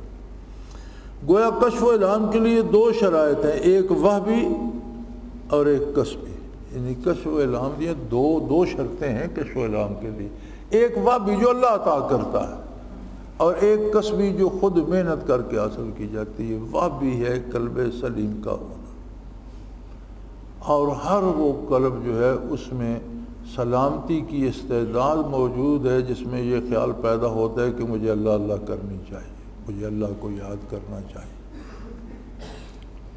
مجھے اللہ اللہ سیکھنی چاہیے، مجھے نیکی کرنا چاہیے، مجھے برائی سے بچنا چاہیے۔ یہ اس کا مطلب ہے کہ اس میں صلاحیت موجود ہے۔ اب اس کے ساتھ دوسری صفت شامل ہو جائے جو کسبی ہے، جو بندے کی محنت سے تعلق رکھتی ہے، اور وہ ہے شریعت کا کامل اتباع۔ اس کے ساتھ شریعت پر عمل بھی شروع کر دے تو پھر یہ بات بن جاتی ہے۔ قرآن حکیم میں جہاں ارشاد ہے نا، یہدی والذین جہدوا فینا لنہدینہم سبلنا، جو ہمارے لیے جہدوا فینا، میری ذات کو، میری رضا کو پانے کے لیے جو مجاہدہ اور محنت کرتے ہیں، لنہدینہم سبلنا، میں ان پر کئی راستے کھول دیتا ہوں اپنے تک آنے کے۔ اس کی تفسیر میں مفسرین کرام لکھتے ہیں کہ اللہ کیسے ہدایت کے راستے کھولتا ہے، فرماتے ہیں ایسے بندوں کی صحبت میں پہنچا دیتا ہے جو اللہ اللہ کر رہے ہوتے ہیں، اور اسے وہاں وہ کیفیات نصیب ہو جاتی ہیں۔ تو اس کے لیے بنیادی شرط دل تو اللہ نے دیے ہیں، اس نے کیسا دل دیا یہ اس کی مرضی، لیکن یہ بہانہ نہیں کرنا چاہیے۔ جس دل میں بھی، اب یہ مسلمانوں کے گھر پیدا ہونا ہی اس کا بڑا احسان ہے، نہ جانے ہم کسی اور فرقے، یہودی، عیسائی، ہندو کے گھر پیدا ہوتے تو ہمیں کب استعداد ہوتی کہ ہم تحقیق کرتے کہ سچ کیا ہے، وہیں عمر بسر کا۔ یہ اس کا احسان عظیم ہے کہ اس نے ایسے گھروں میں پیدا کیا کہ ہمارے کان میں پہلی آواز ہی دنیا میں آئی، اللہ اکبر، اشہد ان لا الہ الا اللہ، اشہد ان محمد۔ بچہ پیدا ہوتا ہے تو اس کے کانوں میں اذان کہی، پہلی آواز ہی دنیا میں وہ، یہ بہت بڑا انعام ہے۔ اور اس پہلی اذان کی تاثیر بڑی عجیب ہوتی ہے، یہ آدمی بالکل گناہ کر کر کے دل کو سیاہ نہ کر لے تو یہ ہمہ وقت دل کو یاد دلاتی رہتی ہے کہ تجھے نیکی کرنا چاہیے، تجھے اللہ کی اطاعت کرنا چاہیے۔ تو یہ تو اللہ کی عطا ہے۔ دوسرا بندے کی اپنی محنت ہے، مجاہدہ ہے۔ تو گویا قلب سلیم کا ہونا اور کسبی اتباع شریعت، جس شخص میں دونوں شرائط پائی جائیں گی اسے الہام خیر اور القائے رحمانی سے نوازا جائے گا۔ یہ دونوں چیزیں جس بندے میں دونوں وصف جمع ہو جائیں گے اسے کشف و مشاہدہ، الہام، القاء نصیب ہوگا۔ جس کا عقیدہ خراب اور عمل ناقص، اخلاص نایاب ہو، اسے اتنی بڑی نعمت کو مستحق کیسے قرار دیا جائے کہ عقیدہ ہی خراب ہو، عمل بھی ناقص ہو، اور جہاں عقیدہ اور عمل گئے تو اخلاص کہاں رہا؟ اخلاص بھی گیا تو پھر اتنی بڑی نعمت، اتنا بڑا انعام اسے کیسے مل سکتا ہے؟ اب اس میں جہاں القائے رحمانی ہوتی ہے وہاں کچھ آمیزش بھی ہو جاتی ہے۔ ایک ہوتی ہے حدیث نفس، اپنا نفس کچھ باتیں اس میں داخل کر دیتا ہے، اور ایک ہوتا ہے القائے شیطانی، شیطان کوشش کرتا ہے اس میں کچھ چیزیں داخل کر دیتا ہے۔ حدیث نفس اور القائے شیطانی، قال تعالی ان الشیاطین لیوحون الی اولیائہم، قرآن کریم میں ارشاد ہے کہ شیطان اپنے دوستوں کے دلوں میں باتیں ڈالتا ہے۔ لیوحون وہاں بھی وہی کہا گیا ہے، یعنی القائی طور پر بات کرنا، انعکاسی طور پر دل میں ڈالنا۔ تو فرمایا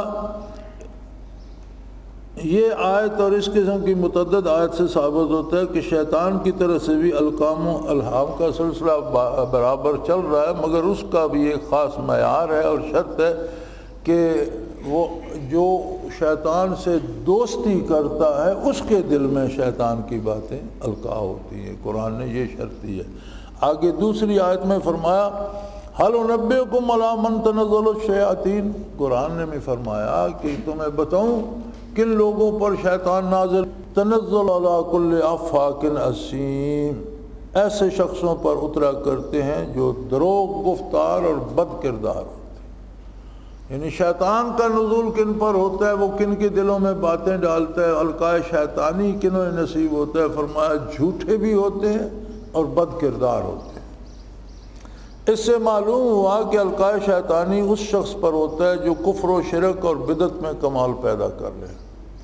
جوگیوں، پنڈتوں اور دوسرے بے دینوں کے خرافات اسی قبیل سے ہیں۔ یہ جو جوگی، پنڈت اور بدکار اور عامل طرح طرح کی باتیں بتاتے ہیں، کبھی دور نزدیک کی بات سنا بھی دیتے ہیں، یہ وہی باتیں ہوتی ہیں جو شیطان انہیں بتاتا ہے، اور جہاں تک اس کی رسائی ہے وہیں تک ان کا علم بھی ہے۔ کشف الہیات کسی بے دین کو نہیں ہو سکتا۔ جوگی پنڈت بھی اگر محنت مجاہدہ کرے، کوئی بے دین بدکار بھی اگر تنہائی میں بیٹھے بھوک پیاس کاٹے، تو وہ دور نزدیک کی بات جو دنیا میں ہے، جسے مختلف آلات سے بھی معلوم کیا جا سکتا ہے، وہ اس کے قلب پہ بھی القاء ہو سکتی ہے، لیکن کشف الہیات، فرشتے کو دیکھنا، روح کو دیکھنا، برزخ کو دیکھنا، بالائے آسمان، یہ ممکن نہیں ہے۔ لا تفتح لهم ابواب السماء، اللہ نے قانون بنا دیا ہے کہ کافروں کے لیے، بے دینوں کے لیے آسمان کے دروازے نہیں کھولے جاتے۔ کشف و الہام کی صحت کا معیار، ان کے صحیح ہونے کا معیار کیا ہے؟ فرمایا جیسا اوپر بیان ہو چکا ہے، کشف کے لیے ایک وہبی چیز یعنی قلب سلیم کا ہونا پہلی شرط ہے، اسی طرح کشف کی صحت کا ایک وہبی معیار وجدان صحیح ہے۔ ایک تو ایسا معیار ہے جو اللہ نے عطا کر دیا قلب کو، جسے وجدان کہتے ہیں۔ کشف ہوتا ہے کسی چیز کے سامنے سے پردہ ہٹا دیا جائے اور وہ نظر آنے لگے۔ وجدان ہوتا ہے جو بات اللہ کی طرف سے دل میں راسخ ہو جائے۔ فرمایا ایک تو اس کی صحت کی دلیل یہ وجدان بھی ہے، اگر کشف میں کوئی چیز غلط نظر آئی تو صوفی کا دل اسے رد کر دے، وہ وجدان رد کر دے گا کہ نہیں یہ غلطی لگ رہی ہے، یہ ایسا نہیں ہے۔ اس کی مثال یوں سمجھیے کہ معدہ انسانی مکھی کا وجود قبول نہیں کرتا، بندہ کوئی مکھی کھا جائے تو فوراً ابکائی آ کر کیا ہو جاتی ہے، معدہ قبول نہیں کرتا۔ اسی طرح قلب سلیم القاء شیطانی کو قبول نہیں کرتا۔ اگر کوئی شیطان کی طرف سے بات آمیزش ہو جائے کشف یا مشاہدے یا القاء میں، تو قلب سلیم اسے رد کر دیتا ہے، وجدان رد کر دیتا ہے کہ نہیں یہ ایسا نہیں ہو سکتا۔ قلب سلیم القاء شیطانی سے بے چینی محسوس کرتا ہے، اسے رد کر دیتا ہے۔ نمبر 2، ہر کشف و الہام کو کتاب و سنت کے سامنے پیش کیا جائے گا۔ بڑے سے بڑے شخص کو کشف ہوتا ہے تو اپنے کشف کو قرآن اور حضور کی سنت کے سامنے پیش کرے گا۔ اگر کتاب و سنت کے مطابق ہے تو صاحب کشف کو یقین رکھنا چاہیے کہ یہ من جانب اللہ ہے۔ اگر وہ قرآن اور حدیث کے مطابق ہے تو پھر یہ اللہ کا انعام ہے، پھر اسے یقین ہونا چاہیے کہ یہ درست ہے۔ شریعت نے یہ التزام نہیں کیا کہ ہر امر واقعی کی تفصیل بیان کر دے۔ ہاں، جس امر کی شریعت نے نفی کر دی وہ منفی ہے، جس کا اثبات کر دیا وہ مثبت ہے۔ جس امر سے شریعت نے سکوت کیا وہ نفی اثبات دونوں کا احتمال رکھتا ہے۔ یعنی شریعت میں 3 طرح کی چیزیں ہیں۔ ایک یہ ہے کہ کسی سے چیز کا کرنے کا حکم دیا، وہ بھی یقینی ہو گئی۔ دوسری ہے کسی چیز سے منع کر دیا، وہ بھی یقینی ہو گئی۔ تیسری چیز ہے جس سے شریعت نے خاموشی اختیار کی، سکوت اختیار کیا، اسے کہتے ہیں مباحات۔ وہ ایسی چیزیں ہیں جن کا کرنا منع نہیں ہے اور کرنا کو باعث ثواب بھی نہیں ہے، نہ کرنا باعث عذاب نہیں ہے، وہ مباحات میں سے ہیں۔ تو فرمایا جس چیز سے شریعت نے سکوت اختیار کیا اس میں دونوں احتمال موجود ہیں، وہ غلط بھی ہو سکتی ہے، صحیح بھی ہو سکتی ہے۔ لہذا جب ایسا کوئی کام سامنے آئے گا جس پر شریعت نے سکوت اختیار کیا تو ہم اسے شریعت کے ان امور کے سامنے پیش کریں گے جن کے کرنے کی شریعت نے اجازت دی ہے۔ اگر ان کے مطابق ہے تو ٹھیک ہے، یا پھر جن کو منع کیا شریعت نے اگر ان سے مطابق رکھتا ہے تو پھر صحیح نہیں ہے. اسی کو یہی اجتہاد ہوتا ہے اور یہی مجتہدین نے کیا کہ جہاں شریعت نے سکوت اختیار کیا تھا ان کی مثال ڈھونڈ کر ان کے لیے احکام حاصل کیے. پس کشف و الہام سے ان دونوں امور میں جو چیز ثابت ہوگی وہ حق ہوگی. کشف و الہام کو بھی قرآن و حدیث پہ پیش کیا جائے. اگر ان کے مطابق ہے صحیح ہے اور اگر اس سے ٹکراتا ہے تو وہ کشف و الہام مردود ہوگا. جو شریعت کے منفی کو مثبت بنا دے یا مثبت منفی کو شریعت، ایسا کشف جو حلال کو حرام کر دے یا حرام کو حلال کر دے مردود ہوگا. کشف صوفی کا جو ہے وہ شریعت قرآن اور حدیث کے تابع ہوگا، صحیح ہوگا. اگر تابع نہیں ہوگا تو اسے غلطی لگی ہے، وہ غلط ہوگا، اسے چھوڑ دیا جائے گا.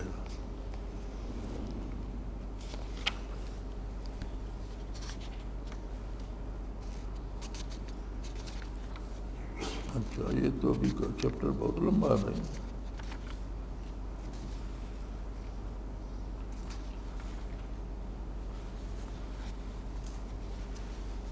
دلائل کشف قرآن حکیم سے.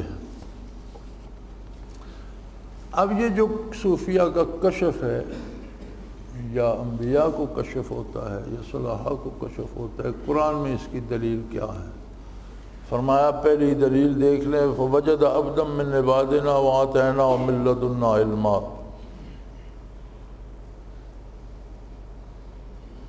موسیٰ علیہ السلام نے خضر علیہ السلام کو پایا، حالانکہ خضر علیہ السلام دنیا سے رخصت ہو چکے تھے. پھر وہ زیر آب سمندر میں کہیں بیٹھے تھے. تو یہ سارا کیا ظاہری آنکھ ہی دیکھ رہی تھی یا نور بصیرت تھا؟ فَأَرْسَلْنَا إِلَيْهَا رُوحَنَا وَتَمَثَّلَ لَهَا بَشَرًا سَوِيًّا. حضرت مریم کے پاس ہم نے فرشتے کو بھیجا اور وہ انسانی صورت میں بن کر ان کے سامنے آیا.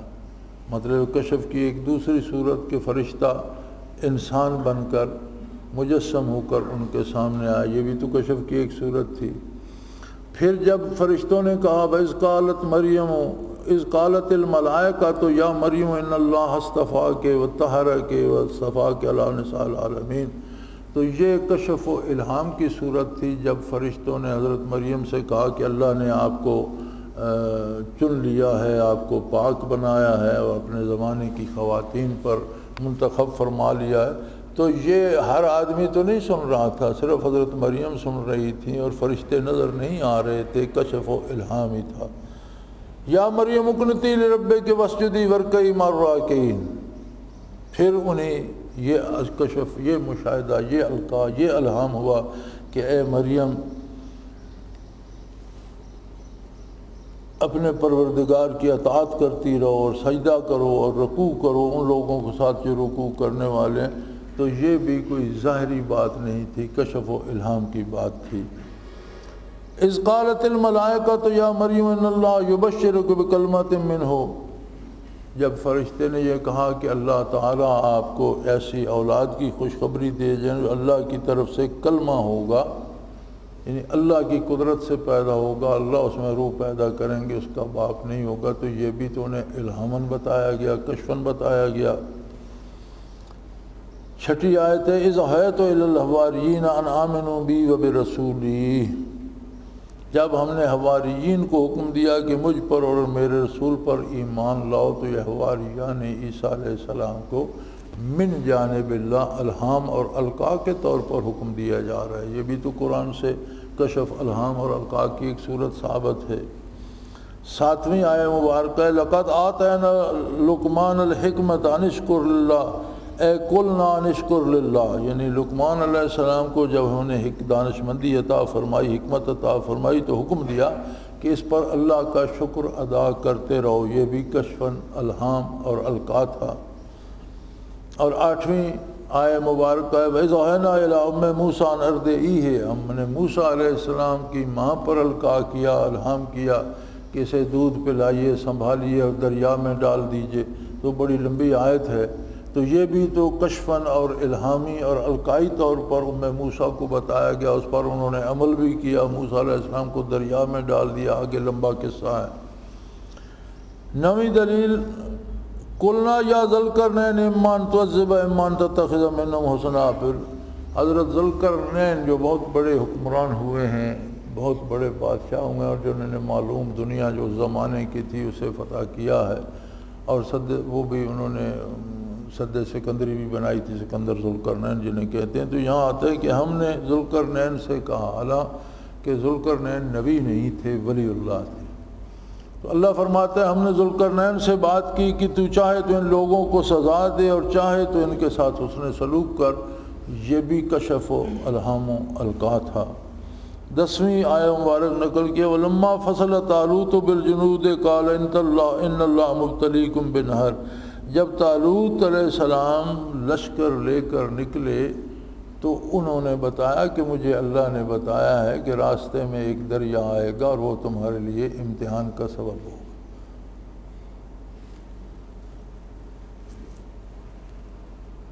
تو فرماتے ہیں یہ 10 دلیلیں میں نے یہاں جمع کی ہیں۔ اس کا مطلب یہ نہیں ہے کہ قرآن میں صرف یہ 10 دلیلیں ہیں، میں نے بطور نمونہ تلک عشرۃ کاملہ یہ 10 دلائل یہاں قرآنی آیات سے جمع کر دی ہیں۔ فرمایا نصوص قرآنیہ سے علوم کشفیہ الہامیہ ثابت ہو گئے۔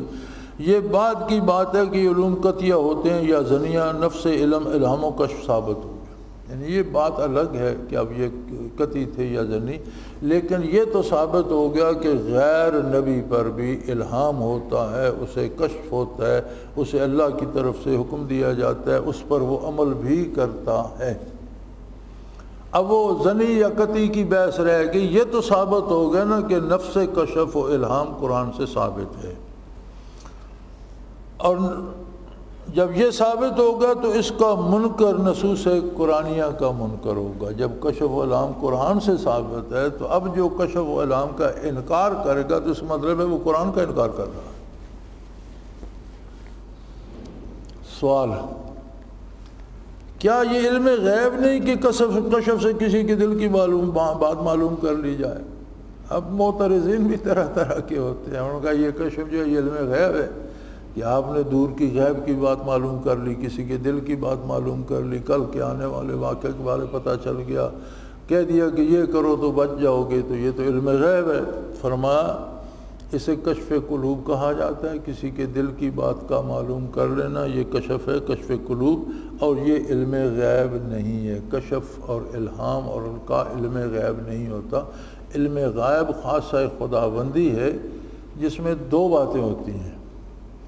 ایک بنیادی بات تو یہ ہوتی ہے کہ وہ علم حادث نہیں ہوتا، ختم ہونے والا نہیں ہوتا، اللہ کے علوم ازلی و ابدی ہیں۔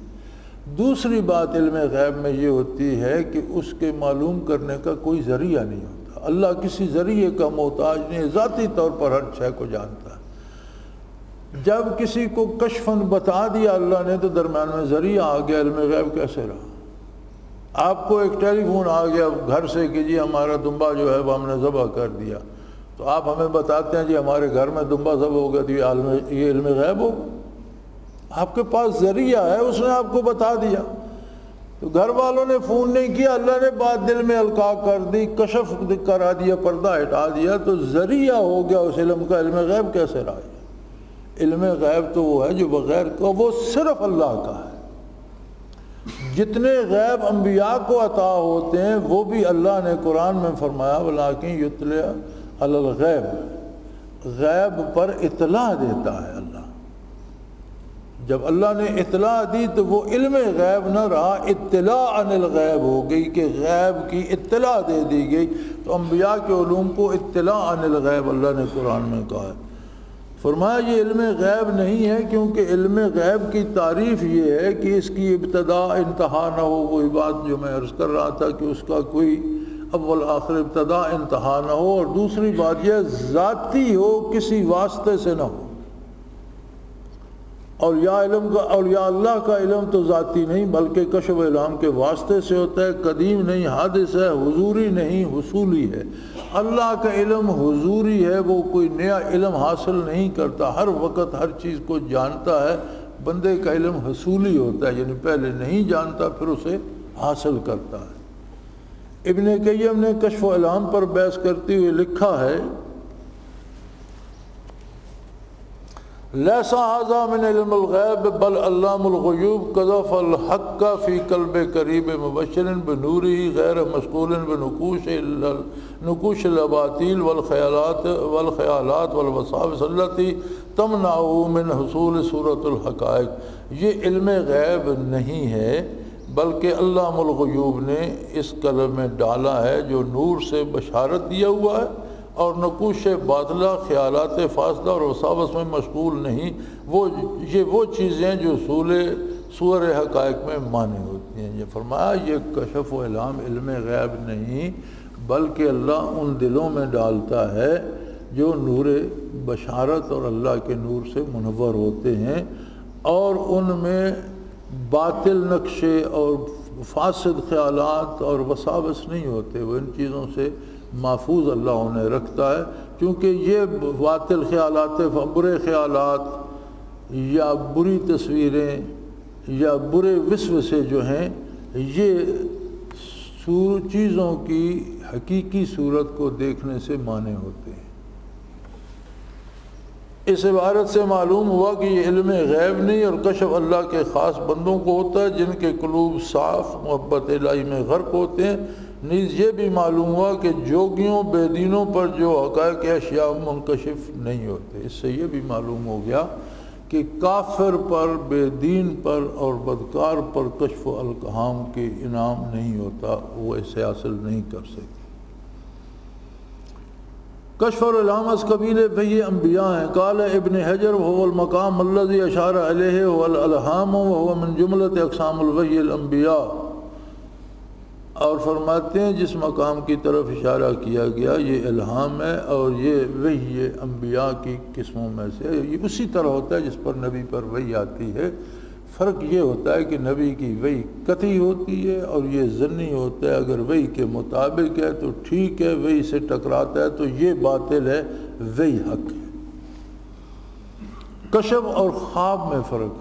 خواب میں بھی بندہ عجیب و غریب چیزیں دیکھتا ہے، کبھی دیکھتا ہے میں فلاں ملک چلا گیا ہوں، کبھی دیکھتا ہے فلاں بندہ مجھ سے ملا، کبھی جو مدتوں پہلے مر گئے ان کو دیکھتا ہے مجھ سے ملاقات، عجیب و غریب چیزیں خواب میں دیکھتا ہے۔ کشف اور خواب میں کیا فرق ہے؟ فرمایا ان المنام یرجع الی قواعد مقررہ وله تاویلات مختلفہ ویقع لکل احد بخلاف الالہام فانه لا یقع الا الخواص۔ کہتے ہیں، ارشاد فرماتے ہیں، یہ فتح الباری میں ہے کہ خوابوں کے لیے ایک قانون تعبیر مقرر ہے۔ تین طرح کے خواب ہوتے ہیں۔ ایک تو وہ ہوتے ہیں کہ ایک بندہ بے تحاشا کھاتا ہے، اس کے معدے میں گیسیں بنتی ہیں، جب سوتا ہے تو وہ دماغ کو پریشان کرتی ہیں، وہ طرح طرح کے خیالات آتے ہیں اور وہ مختلف صورتیں اس کے سامنے متشکل ہونے لگتی ہیں، ان کی کوئی اصل نہیں ہوتی۔ ادغاث و احلام، پریشان خیال۔ اس طرح مصر کے بادشاہ نے کہا تھا میں نے اس طرح دبلی اور موٹی گائیں دیکھی ہیں اور وہ میں نے سٹے دیکھے ہیں، تو عمراء کو کہا تعبیر، وہ انہوں نے کہا قالوا ادغاث و احلام، یہ خیالات فاسدہ ہیں، ان کی تعبیر کیا ہوگی، یہ فضول ہے۔ لیکن اس کی تعبیر تھی جو یوسف علیہ السلام نے بتا دی۔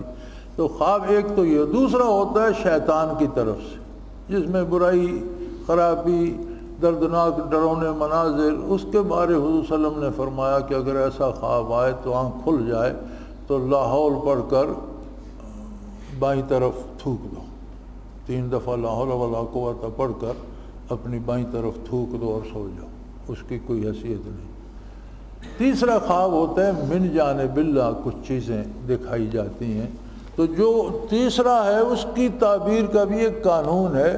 جو خواب کی تعبیر سے آشنا ہوتے ہیں وہی سمجھ سکتے ہیں، جیسے ان بادشاہ کے خواب کو یوسف علیہ السلام نے تعبیر دے دی، وہ اس فن کے ماہر تھے، اس کے اپنے اراکین سلطنت نے سنا، انہوں نے کہا یار یہ تو خیالات فاسدہ ہی ہیں۔ اور خواب ہر شخص دیکھتا ہے، خواب کے لیے کوئی خاص نہیں کہ کوئی دیکھ سکتا ہے دوسرا نہیں، ہر کوئی دیکھ سکتا ہے۔ اس کے برعکس الہام خواص سے مختص ہے، کشف و الہام ہر شخص کو نہیں ہوتا، یہ اللہ کے خاص بندوں کو ہوتا ہے، ان کا عقیدہ بھی صحیح ہوتا ہے، عمل بھی صحیح ہوتا ہے، ان میں خلوص بھی ہوتا ہے، تب جا کر کشف و الہام ہوتا ہے۔ اب اسے خواب سے ملانے کی کوئی تک نہیں بنتی۔ وقوله صلی اللہ علیہ وسلم قد كان في محدثون ثبت بهذا ان الالهام حق انه وحي باطن حرمه العاصي الاستدلال به الشیطان علیہ۔ حضور صلی اللہ علیہ وسلم نے فاروق اعظم رضی اللہ عنہ کو محدث فرمایا کہ امم سابقہ میں بھی محدث ہوئے ہیں، اس سے الہام کا وہی باطنی اور حق ہونا ثابت ہوا، اور بدکاروں کو اس سے معروم رکھا گیا کہ ان پر وہی شیطانی کا غلبہ ہوتا ہے۔ ایسے قلوب جن پر غلبہ شیطان کا ہو اور جنہیں شیطان القاء کرتا ہو، ان الشیاطین لیوحون الی اولیائہم، پہلے گزر چکا ہے کہ شیاطین ان پر القاء کرتے ہیں جو ان سے دوستی کر لیتے ہیں، تو انہیں یہ کشف و الہام نصیب نہیں ہوتا، یہ نیک لوگوں کا حصہ ہے۔ الہام کا انکار مردود ہے، یعنی اس کے انکار کی کوئی حیثیت نہیں۔ قال ابن السمانی ان الانکار الالہام مردود یجوز ان یفعل اللہ تعالی بعبدہ ما یکرم بھی۔ ابن سمانی نے فرمایا الہام کا انکار کرنا مردود ہے، یہ جائز ہے کہ اللہ کسی بندے کو وجہ الہام مکرم بنا دے، یہ درست ہے کہ اللہ کسی پر یہ انعام کر دے اور اسے اس کے لیے باعث عزت بنا دے۔ کشف و الہام خاص اہل اللہ کا حصہ ہے۔ وَنَحْنُ لَا نُنْكِرُ أَنَّ اللَّهَ تَعَالَى يُكَرِّمُ عَبْدَهُ بِزِيَادَةِ نُورٍ فِيهِ يَزْدَادُ بِهِ نَظَرُهُ وَيَقْوِي بِهِ رَأْيُهُ وَإِنَّمَا هُوَ نُورٌ يَخْتَصُّ بِهِ اللَّهُ لِمَن يَشَاءُ مِنْ عِبَادِهِ۔ فتح الباری میں کہ ہم اس بات کا انکار نہیں کرتے کہ اللہ تعالیٰ کسی بندے کو مکرم بنائے، کسی بندے کو عزت دے دے، اس کے نور قلبی میں اضافہ کر کے اور اس کی قلبی نظر کو قوی بنا دے۔ اور حقیقت یہ ہے کہ یہ ایسا نور ہے کہ اللہ تعالیٰ اپنے بندوں میں سے جسے چاہے خصوصی طور پر عطا فرماتا ہے، یعنی خواب ہر کوئی دیکھ سکتا ہے، کشف اللہ کے خاص اور مقرب بندوں کو ہوتا ہے۔ وآخر دعوانا ان الحمد للہ رب العالمین۔